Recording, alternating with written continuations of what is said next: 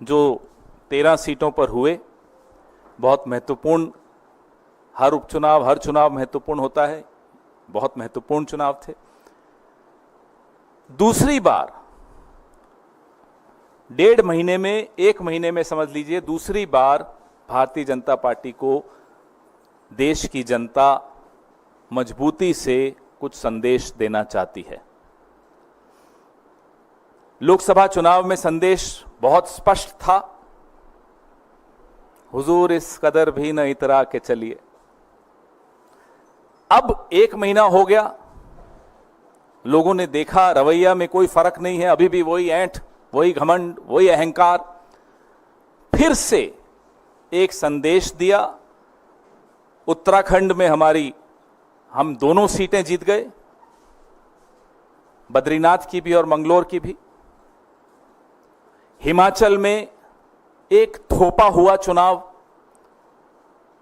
निर्दलीय 3 विधायकों से इस्तीफा लिया गया, उनसे इस्तीफा करवाया गया, हमारी सरकार को अस्थिर करने का प्रयास किया गया और जनता का पैसा एक थोपे हुए चुनाव पर बर्बाद करवाया गया। आप लोग उसको ऑपरेशन लोटस कहते हो, मैं उसको ऑपरेशन कीचड़ कहता हूं। ऑपरेशन वोटर्स सबसे बड़ा होता है, सबसे मजबूत जवाब देता है। हिमाचल में देहरा विधानसभा क्षेत्र में, नालागढ़ में हमें जीत हासिल हुई। हमीरपुर हम हारे हैं, लेकिन ये तीनों सीटें ऐसी हैं जिसमें असेंबली इलेक्शन में, विधानसभा चुनाव में इंडिपेंडेंट्स जीते थे, कांग्रेस नहीं जीती थी। इस बार कांग्रेस ने 3 में से 2 जीत ली हैं।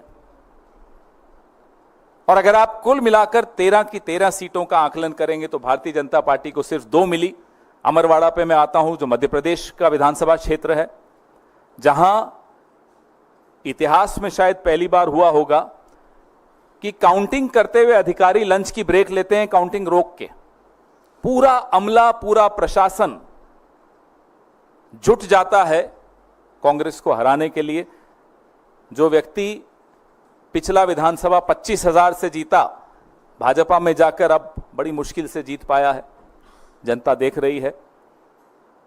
इन तमाम विधानसभा क्षेत्रों के वोटर्स का हम कांग्रेस पार्टी की तरफ से हार्दिक धन्यवाद देते हैं उन्हें, कि उन्होंने सबक सिखाया उन लोगों को जो षड्यंत्र कर रहे थे संविधान को कमजोर करने का, संविधान को बदलने का, और चुनी हुई सरकारों को अस्थिर करने का जो षड्यंत्र रच रहे थे, उनको एक करारा जवाब आज जनता ने दिया है।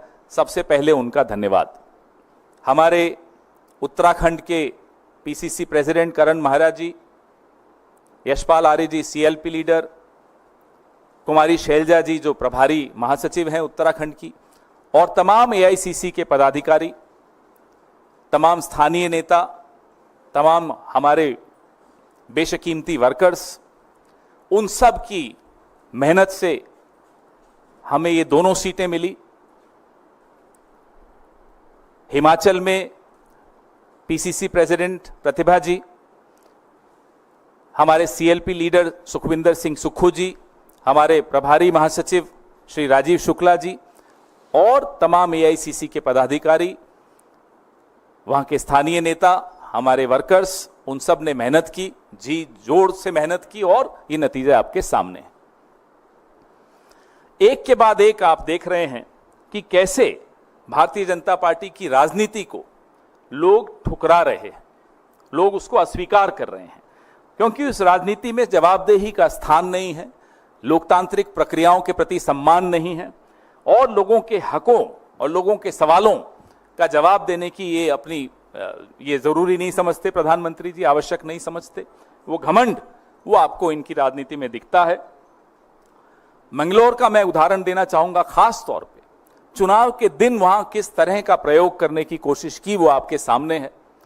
कैसे मुस्लिम मतदाताओं को रोकने की पूरी कुचेष्टा की गई, उनका हक है वोट देना, वो उनको रोका गया।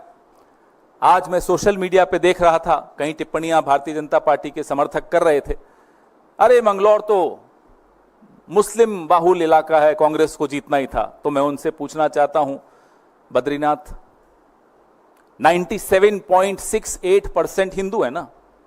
बात हिंदू मुसलमान की नहीं है, बात है किस तरह की राजनीति आप इस देश पर थोपना चाहते हैं। वो ये देश स्वीकार नहीं करेगा। अयोध्या में जो हुआ आपने देखा, नासिक, रामेश्वरम, रामटेक, बद्रीनाथ, ऐसे तमाम ऐसे कई कई और मैं उदाहरण दे सकता हूं जहां इन्होंने एक तरह से ऐसी राजनीति करने की कोशिश की जिसमें लोगों की रोजमर्रा की जिंदगी से जुड़ी हुई कोई बात का स्थान नहीं था। उन मुद्दों को वो सामने नहीं आने देना चाहते थे, सिर्फ और सिर्फ लोगों को लड़ाकर, विवाद पैदा करके राजनीति करना चाहते थे। उसका आज एक बहुत करारा जवाब लोगों ने दिया है। हमारे मल्लिकार्जुन खड़गे साहब और नेता प्रतिपक्ष राहुल गांधी जी लगातार हम सबको कहते आए हैं कि आराम नहीं करना है, अभी तो शुरुआत है। आने वाले जितने भी 4 असेंबली इलेक्शंस आ रहे हैं, राज्यों के विधानसभा के चुनाव आ रहे हैं, हम पूरे वर्कर्स, हमारे तमाम ऑफिस बेरर्स पूरी मजबूती से काम पर लग गए हैं। एक दिन का भी हम लोग आराम नहीं करेंगे। सितारों से आगे जहां और भी है, अभी इश्क के इम्तिहान और भी हैं, हम उसी विनम्रता से अपने काम पे लग गए हैं और आपको आश्वस्त करते हैं कि जिस विचारधारा को लेकर हमने पिछले कई सालों से संघर्ष किया है, उस विचारधारा को कमजोर नहीं होने देंगे और किसी को कमजोर करने भी नहीं देंगे। आपके सवाल।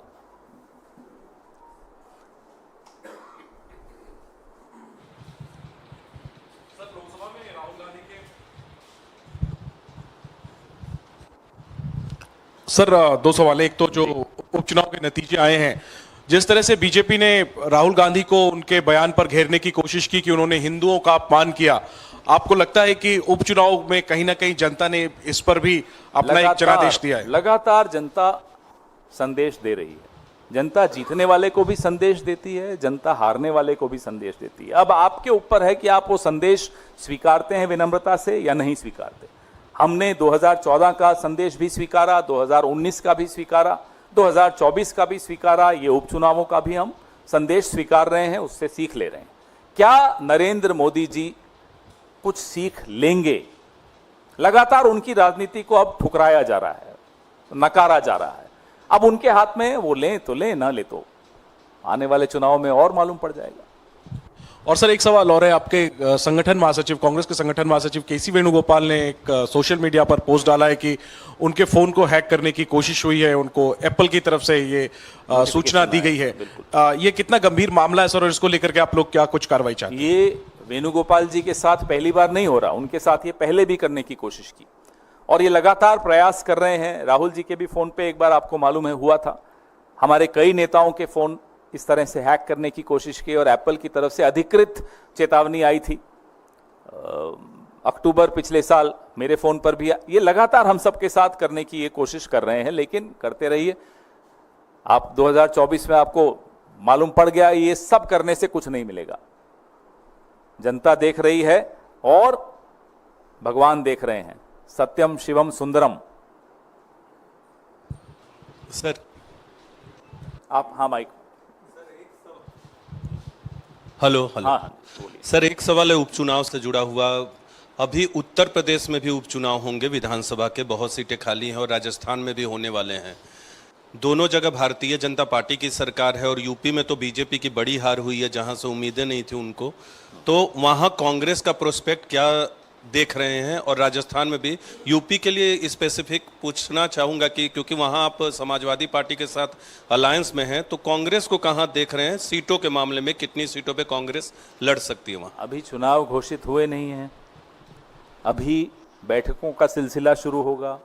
कौन किस सीट पे लड़ेगा वो तय होगा, सब आपस में चर्चा करेंगे। उसके बाद इस निष्कर्ष पर तमाम पार्टियां पहुंचेंगी कि कौन सी पार्टी कौन सी सीट पर लड़ रही है, तब फिर चर्चा करेंगे। सर, दूसरा सवाल है, ऑल इंडिया मुस्लिम जमात के राष्ट्रीय अध्यक्ष मौलाना मुफ्ती साहबुद्दीन रजवी बरेलवी ने एक बयान दिया है कि सुप्रीम कोर्ट का विरोध नहीं करते, लेकिन मुस्लिम महिलाओं के अधिकारों से किसी को कोई हमदर्दी नहीं, सिर्फ महिलाओं की आड़ में शरीयत की तौहीन होती है। इससे भारत का मुसलमान चिंतित है। मुझे लगता नहीं है कि ये मुद्दा है आज। इस मुद्दे पर मैं आज चर्चा नहीं करूंगा, फिर जरूर किसी और दिन इस पे पूरा स्टडी करके गंभीरता से फिर चर्चा करेंगे। माइक दीजिए इन्हें।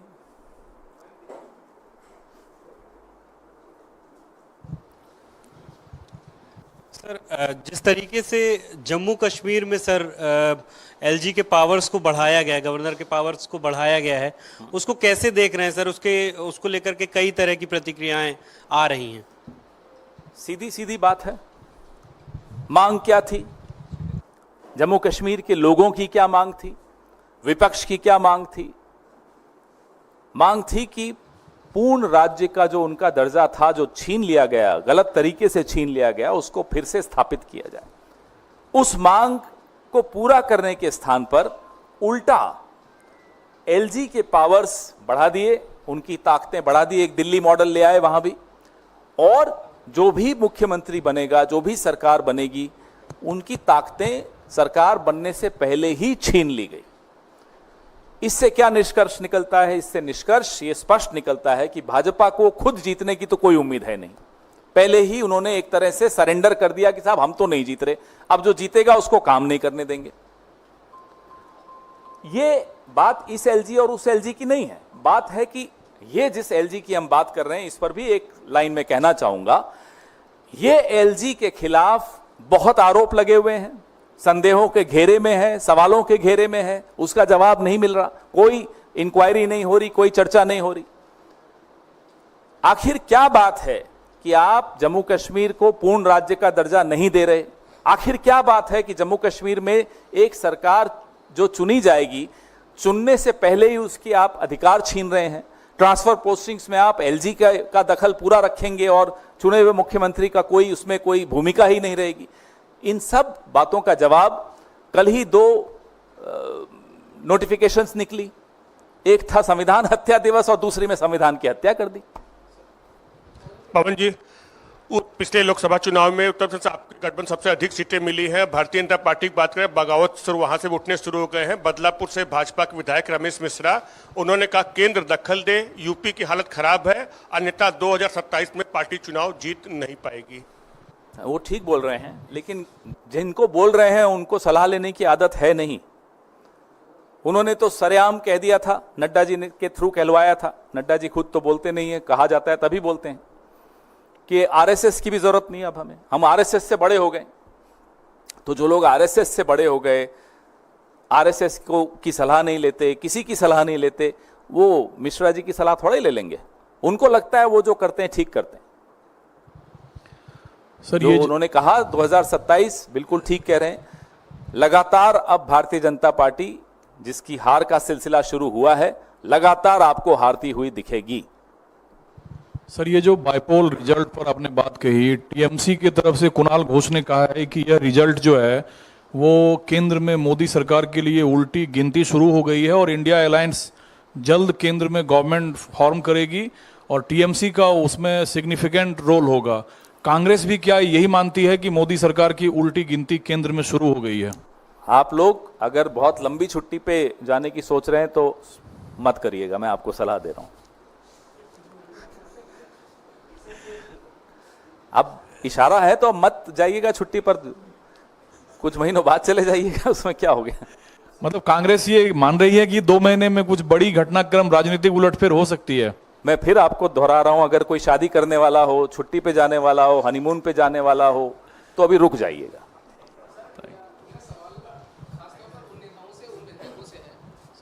धन्यवाद। मेरा सवाल खासतौर पर उन नेताओं के लिए है और आपसे इसलिए पूछ रहा हूं कि कई साल पहले या कुछ दिनों पहले तक हम सुनते रहे कि अंतरात्मा की आवाज पे ऐसा किया, तो चाहे वो शीतल अंगुराल हो जालंधर बेस से या फिर मुकुटमणि अधिकारी जो रानाघाट दक्षिण से लड़े, ऐसे दल बदल करने वाले नेताओं के लिए आप क्या कहना चाहेंगे? और दूसरा, हमने पिछली साल भी देखा कि सितंबर महीने में जब 6 राज्यों के 7 उपचुनाव हुए थे, जिसमें घोसी की सीट थी और धूपगढ़ी की सीट थी, उसमें भी नतीजे बीजेपी के फेवर में नहीं गए। देखिए, जिस तरह की जोड़-तोड़ की राजनीति पिछले 10 साल के इस दौर में हमने देखी है, इससे पहले बहुत कम ऐसी देखने को मिली। और इस राजनीति को लोग शायद अब नकार रहे हैं, ठुकरा रहे हैं। संदेश लेने वाला अगर संदेश ले ले तो शायद इस तरह की जोड़ तोड़ की राजनीति नहीं होगी। महाराष्ट्र में आपने देखा कैसे एक सरकार को गिराया गया, डिस्टेबलाइज किया गया, एजेंसियों का सहारा लेके किया गया, लोकसभा में उसका जवाब मिला, विधानसभा में और मजबूती से जवाब मिलने वाला है। तो ये जवाब लेने वाले को समझना है कि इस तरह की राजनीति पे अब विराम लगना चाहिए। माइक दीजिए।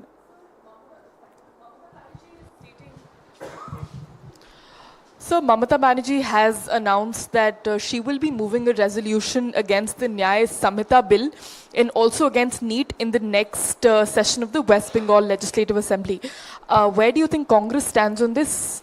Well, we've been very clear about the Nyaya Samhita bill also, act also, because that act was passed in a hurry. That bill was passed in a hurry after removing all the members of the opposition out of the parliament. There was no comprehensive discussion on this bill, on the passage of this bill. And this bill has several problem areas which we as opposition parties have discussed amongst ourselves, and we are together in opposing this act. On NEET, Mr. Rahul Gandhi held a press conference. We've spoken about it at length. And again, there are a lot of anomalies in the way these exams are conducted. There are major question marks on the integrity of NTA, the officers working there. All those questions have not yet been answered, and there has to be a comprehensive review of the way these exams are being conducted. Thank you. On giving more powers to the LJ, Jammu and Kashmir government has said that it took the decision as per the constitution of the country, of the land over here, and it also said that Jammu and Kashmir is the most sensitive place.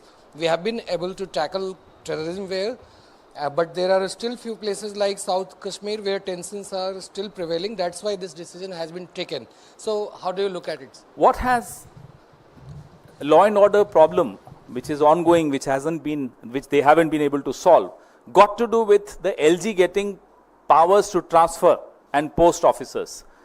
Right now the LG is in any case doing it. So you don't trust the government which will take charge whenever the elections happen? You already passed a no confidence motion against an elected government which is yet to be elected. What kind of a no confidence is this, and who is Mr. Narendra Modi to pass a no confidence motion even before a government is formed, even before the elections are held?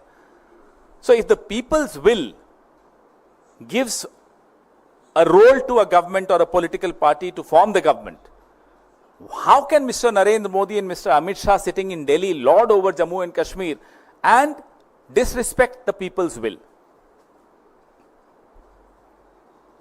अभी पूछ लीजिए, one on one नहीं कर पाऊंगा। आपकी India गठबंधन ने 2 सीटें गंवाई हैं, एक बिहार से रुपौली और दूसरा मध्य प्रदेश से अमरवाड़ा। अमरवाड़ा कहा जाता है कमलनाथ का गढ़ है, वहीं रुपौली भी कई चर्चाएं थी उसको लेकर के, पप्पू यादव को लेकर के, लेकिन दोनों सीटें आपने गंवाई हैं। कहाँ चूक हो गई है सर? अमरवाड़ा के बारे में मैंने आपको पूरा अपनी प्रेस वार्ता में बताया कि किस तरह से आज गिनती के वक्त भी बहुत बड़े सवाल खड़े हुए, कैसे गिनती करने वाले अधिकारी लंच ब्रेक करके गिनती रोक के गए। बड़ा विरोध हमारे वर्कर्स ने किया, हमारे नेताओं ने किया वहाँ। रही बात बिहार की सीट की, वहाँ इंडिपेंडेंट जीता है, वहाँ न हम जीते न वो जीते, कोई और ही जीत गया, तो उस पर भी चर्चा करेंगे। हाँ जी, धन्यवाद।